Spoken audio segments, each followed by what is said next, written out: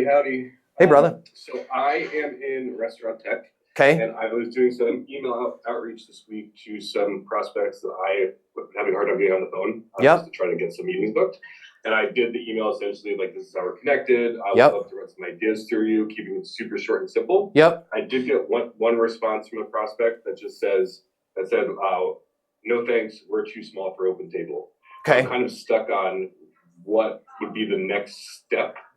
Not being a pushy salesperson, whether you be delivering an insight, the outcome statement, or something different.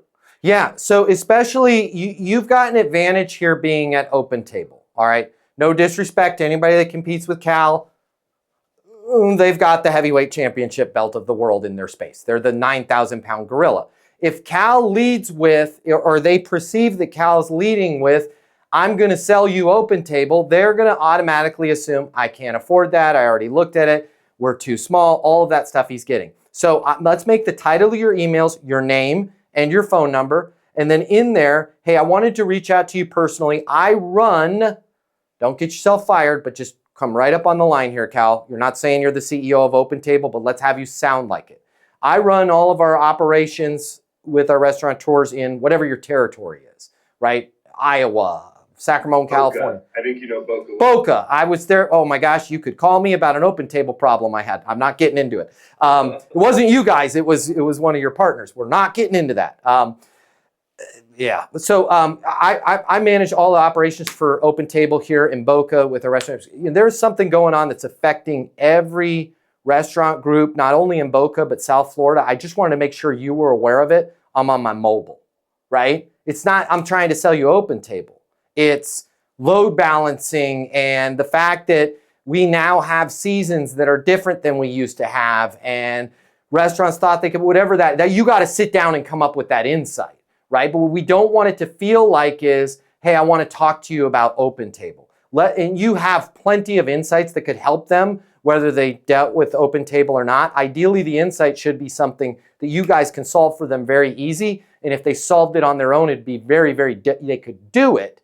But it would be very, very difficult, right? What a lot of people aren't, I'll just make one up, right? A lot of people aren't realizing, especially with the smaller groups, I just wanted to make sure you were aware of it. They are struggling. One of the hardest positions to staff there, besides back of the house, which is next to impossible, is front of the house, because it's a lower paid position. It's an entry-level position. However, they're the face with customers that are coming into the restaurant.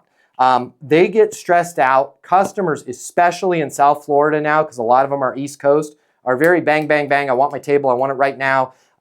They'll even make stuff up about having a reservation, and nothing's integrated with the software there. How are you guys dealing with that through the busy hours and with a new associate in the front? Man, it's challenging. We actually haven't hired for that position. Man, that's what I wanted to bring up. You know, one of the things that we're able to do, what a lot of people don't realize, is Open Table is so much more than just reservation management. Is that front office staff, they're going to have a super intuitive, I mean, if they can work an iPhone, they're going to be able to work the iPad with the front, and they're going to be able to know exactly what's going on, where's it going, pointing it in the direction, thus taking that employee, making them a rock star day one, and oftentimes having them be able to do the work of 1.5 people to where in your busiest hours, you're not having to overstaff. Does it make sense for me to swing by and take a look? I'm just coming up with something there. But do you see how I walked into the fact of like Open Table is going to integrate with everything?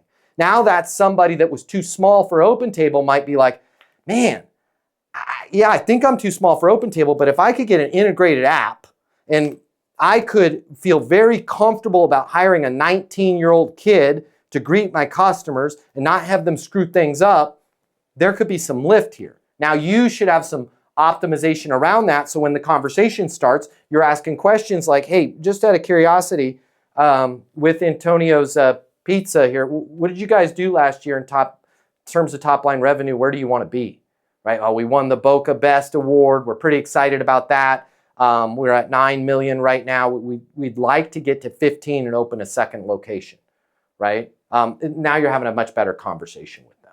And even if they go, dude, we're too small for Open Table right now. Hey, I understand. I will be here when you need to make sure that everything's running really tight, that you don't have to worry about new employees taking a month, 2 months, 3 months to get really up to speed and the mechanics of seating people and thus improving your reviews online, putting you guys in that position to go from 9 to 15 and open that second location. Fair enough? Right? Like you understand, if Cal understands that I want to open up a second store, ideally if I want to open up a second store because I want the second store to be in Aspen so that in the summer I can work at the Aspen store. Like if he could figure out that stuff, I'm buying OpenTable. Unfortunately, we lead with the tech. Save the tech. You got the best tech, right? They're scared of it anyway. Save it. If you like this video, I got you. I'm going to hook you up. Click the link in my bio. I'm going to give you the closing mini masterclass. It's normally $300. I'm going to pay for everything. You're going to close a lot more business. You're going to make a lot more money. You're going to have a lot more fun. And you're going to be like, Matt Easton changed my life. And I'm going to be like, yes, I did. Did we just become best friends? And you're going to say, yes, we did. And then you and I are going to be best friends and it'll be great. So click the link in my bio so we can be friends and you can close more business and I'll cover all the cost. See you there.